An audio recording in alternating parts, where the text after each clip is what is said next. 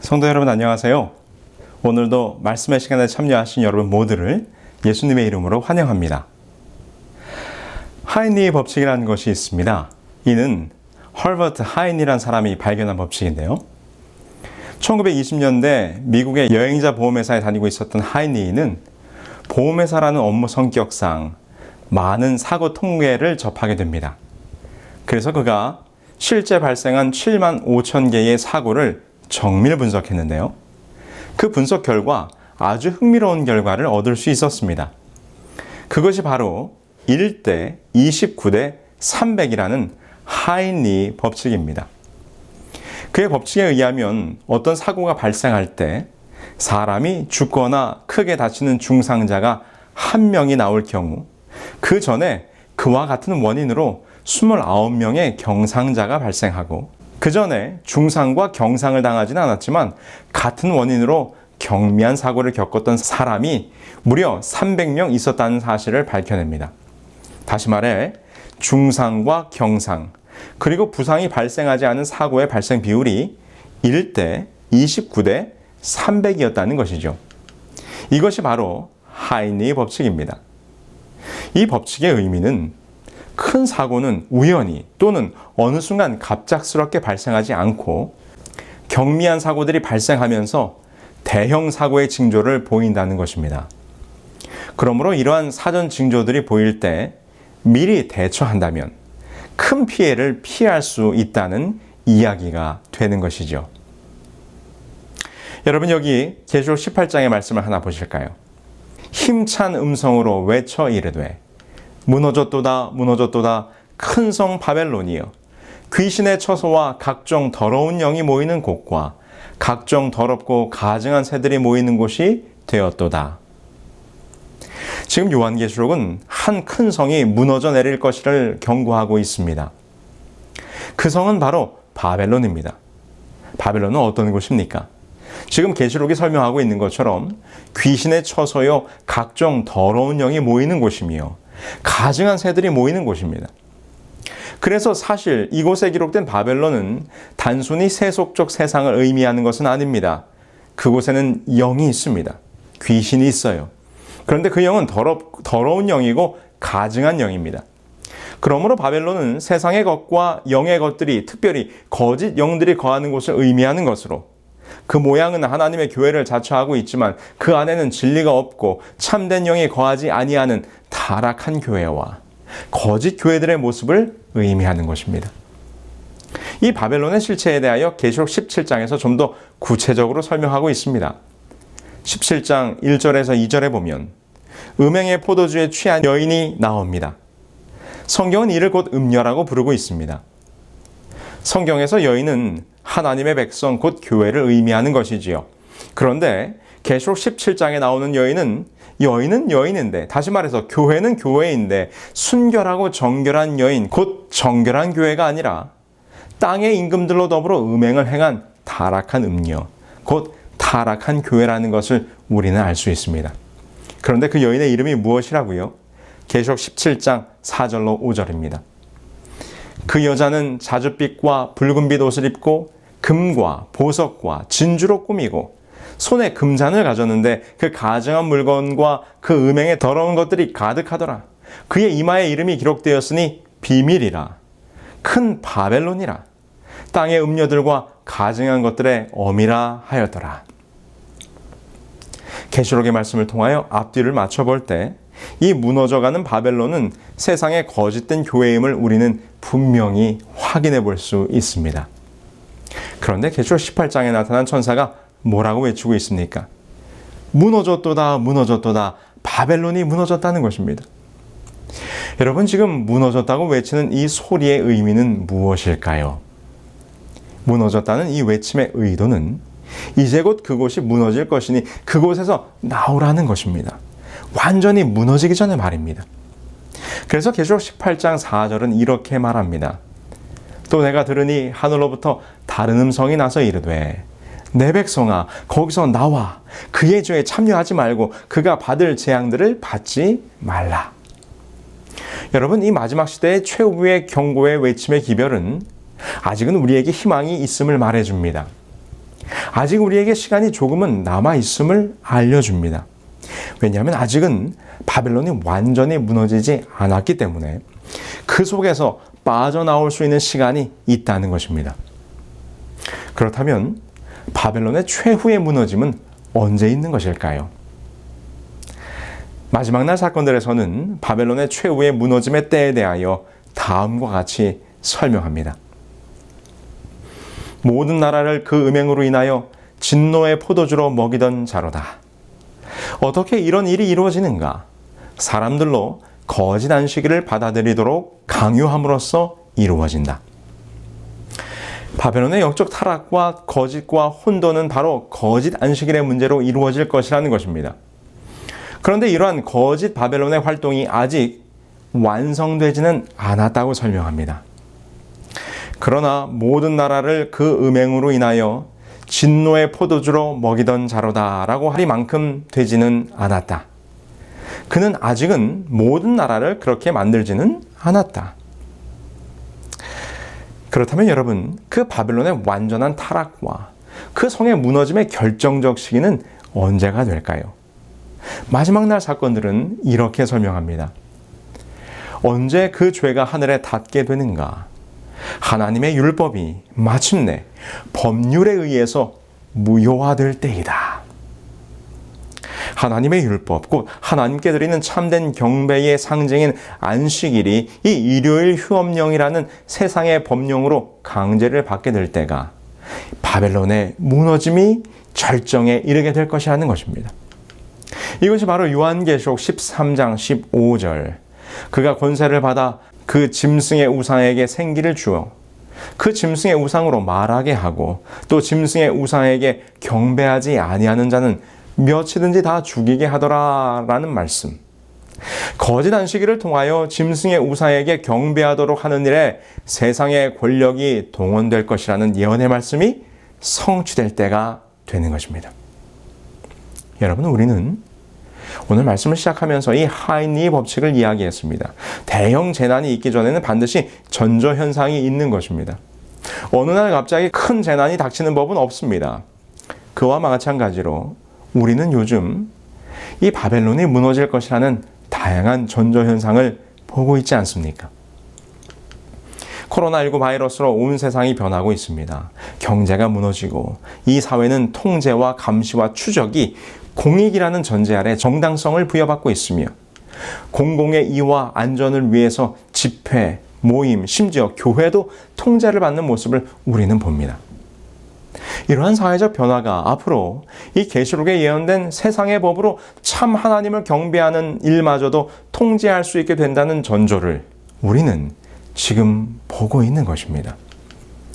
이제 곧 이러한 전조현상이 지나면 마지막 바벨론이 무너져 내리는 대재난을 우리는 보게 될 것입니다. 작년 뉴욕타임즈에서 20세기 이후 역대 최악의 7대 인프라 붕괴 사고라는 제목으로 인간이 만든 건축물이 붕괴되었던 굵직한 사건들을 정리한 기사가 있었습니다. 그곳에는 1907년 캐나다의 퀘벡교 붕괴 사고, 1928년 캘리포니아 세인트 프란시스 댐 붕괴, 그리고 2013년 방글라데시의 의류공장 붕괴 사건 등 수많은 사람들이 죽었거나 실종되었으며 어떻게 저렇게 큰 건축물들이 무너질 수 있을까 생각되는 사고들이 포함이 되었는데요. 참으로 안타깝게도 우리 대한민국의 한 사고도 이 7대 붕괴 사고에 이름을 올렸습니다. 그 사고가 무엇이었을까요? 아마도 많은 분들이 기억하고 있을 것입니다. 네, 삼풍백화점 붕괴 사고입니다. 1995년 6월 29일 갑작스럽게 무너진 사고로 서울 서초동의 삼풍백화점 A동 전체가 붕괴되면서 백화점 직원과 손님 등 총 502명이 사망하고 937명이 다쳤으며 6명이 실종되는 사건이었습니다.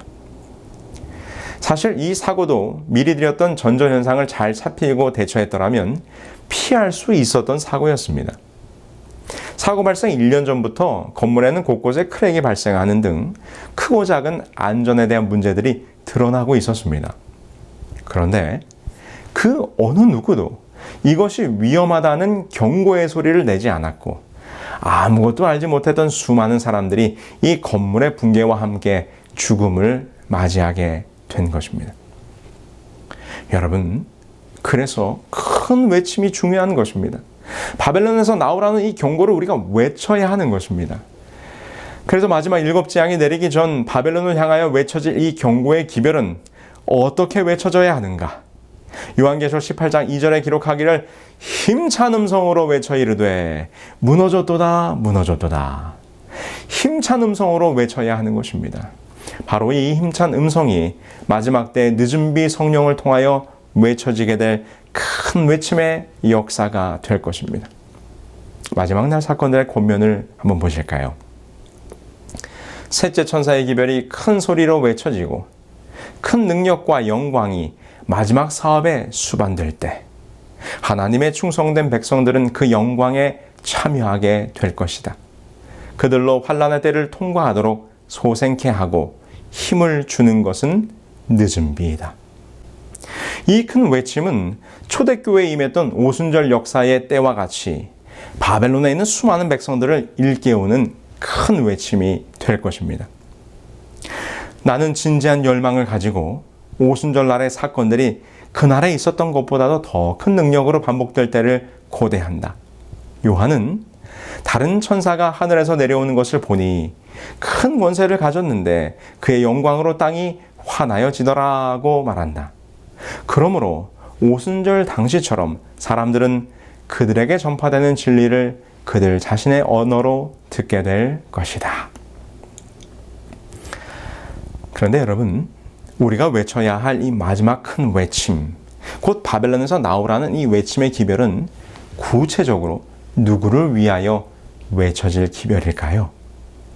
우리가 매우 조심스럽게 신중하게 유념해야 할 문제입니다. 그것은 우리 재림 성도들이 종종 오해하고 있는 부분이기도 하지요. 그것은 무엇인가? 우리 재림교회가 요한계시록 12장 17절에 예언된 그 여자의 남은 자손으로서 하나님의 마지막 교회라고 하는 일종의 선민사상에 우리가 빠져서 혹 가톨릭이나 다른 교신교회에는 구원이 없는 것처럼 오해하는 우를 범할 때가 종종 있다는 것입니다. 그러나 결코 그렇지 않습니다. 만약 그렇다면 지금 우리에게 바벨론을 향하여 그곳에서 나오라는 마지막 큰 외침을 외칠 필요가 없는 것이죠. 우리가 바벨론을 향하여 이 큰 외침을 외쳐야 하는 것은 여전히 그 바벨론 가운데에도 구원받을 자들이 많이 있기 때문입니다. 그래서 마지막 날 사건들에서는 하나님께서는 모든 교회의 보석을 가지고 계신다는 소제목을 통해서 이렇게 설명하고 있습니다. 주께서는 모든 교회에 당신의 대표자들을 가지고 계신다. 이 사람들은 심령과 마음의 확신을 가져다주는 상황 하에서 그들에게 제시된 이 마지막 때를 위한 시금석이 되는 특별한 진리를 가지지 못하였다. 그러므로 그들은 빛을 거절함으로 말미암아 하나님과의 관계를 단절한 것은 아니다. 여러분, 이 말이 무슨 의미입니까? 아직 그들에게 진리의 빛이 주어지질 않았고 그들이 그 진리를 접할 기회가 없었기 때문에 이 영적 바벨론에 거하고 있다는 것입니다. 계속해서 보실까요? 가톨릭 교도들 가운데는 그들에게 비치는 모든 빛대로 행하는 가장 양심적인 그리스도인들이 많이 있다. 하나님께서는 그들을 위하여 역사하실 것이다. 바벨론을 구성하고 있는 교회들 내에 존재하는 영적 암흑과 하나님께로부터의 분리에도 불구하고 그들의 단체 내에는 참된 그리스도인의 큰 무리가 여전히 남아 있다. 가톨릭이나 수많은 개신교회 안에 진리를 갈구하는 참된 무리들이, 그것도 큰 무리들이 남아 있다는 것입니다. 그래서 마지막 날 사건들에서는 우리가 종종 범하는 실수에 대하여 이렇게 권면합니다. 하나님께서는 모든 교회의 보석을 가지고 계신다. 그러므로 우리는 그리스도를 믿노라고 공언하는 종교계를 싸잡아 비난해서는 안 된다. 그러므로 오늘 우리의 모습이 어떠해야 합니까? 진리의 빛을 먼저 받은 자로서 자만하거나 자족하지 말고 아직 빛을 받지 못하신 분들을 위하여 우리의 선교적 사명을 감당해야 하는 것입니다. 우리가 늦은 비 성령을 통하여 무너졌도다 바벨론이여 어서 큰 성에서 나오라라는 큰 외침을 외칠 때 많은 백성들을 구원으로 인도하게 될 것입니다. 사실 아까 언급했던 이 삼풍백화점 붕괴 사고는 올해로 25주년을 맞았습니다.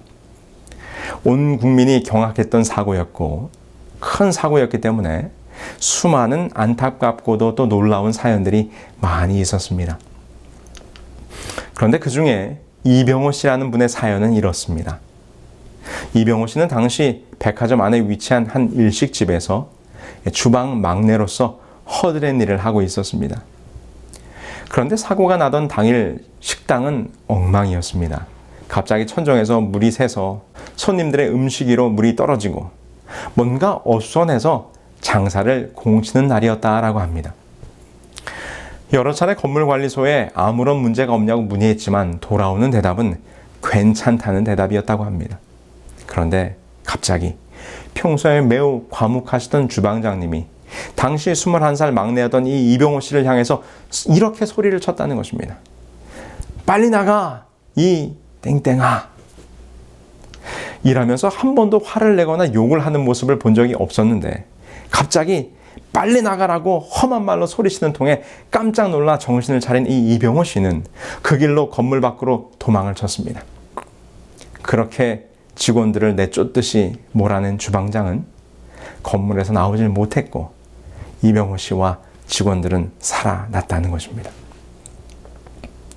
사랑하는 성도 여러분, 이것이 오늘 우리에게 맡겨진 큰 외침의 사명입니다. 세상은 말합니다. 괜찮습니다. 세상이 달라지기는 하겠지만 우리는 새로운 세상을 살아가게 될 것입니다. 코로나19 바이러스가 끝나고 또 우리는 우리의 삶을 살아갈 것입니다. 마지막 징조라고요? 아닙니다. 괜찮습니다. 그러나 여러분, 세상이 안전하다, 평안하다 할 때에 마지막이 호련히 임할 것입니다. 오늘 우리가 해야 할 일은 무엇입니까? 그것은 아직 진리의 빛을 받지 못한 우리의 가족들과 이웃들과 친구들에게 외치는 것입니다. 무너질 것이니 빨리 나오라고요. 이 마지막 큰 외침이 외쳐질 때 수많은 구원의 무리들이 나오게 될 것입니다. 각 종교단체들에 흩어져 있던 영혼들이 이 부름에 응하였으며 귀중한 영혼들은 롯이 소돔성의 멸망 전에 급히 소돔을 빠져나왔던 것처럼 운명지어진 교회들로부터 급히 나왔다. 큰 무리가 믿음을 받아들이고 여호와의 군대에 가담하게 될 것이다. 우리에서 벗어나 방황하던 많은 사람들이 돌아와 크신 목자를 따르게 될 것이다. 여러분, 이제 이 바벨론은 그 무너짐의 결정적 순간을 향하여 나아가고 있습니다. 세상에서 일어나고 있는 모든 변화들은 큰 무너짐의 때가 다가올 전조를 우리에게 보여주고 있습니다. 그리고 마침내 분명히 바벨론은 무너질 것이고 이 세상은 붕괴될 것입니다. 그 결정적 시기가 오기 전에 우리의 기별을, 우리가 받은 진리를 큰 외침을 통해 증거해야 합니다. 외쳐야 합니다. 큰 소리로 그들을 깨워야 합니다. 무시로 전해야 합니다. 우리가 지금 어떻게 할 수 있겠습니까? 우리의 기별이 담긴 설교와 메시지들을 유튜브로, 카톡으로, 전화로, 다양한 방법으로 나누어야 합니다. 우리는 알지 못하지만 아직도 저 바벨론의 참된 진리를 갈구하는 자들이 수많이 있다는 사실을 여러분 기억하시게 되길 바랍니다. 그들을 위하여 기도하고 말씀을 전하고 진리를 나누는 사명, 곧 그 큰 외침의 사명이 오늘 우리에게 있음을 잊지 않으시는 저와 여러분들이 되기를 간절히 소망하면서 이 시간 말씀을 마치겠습니다.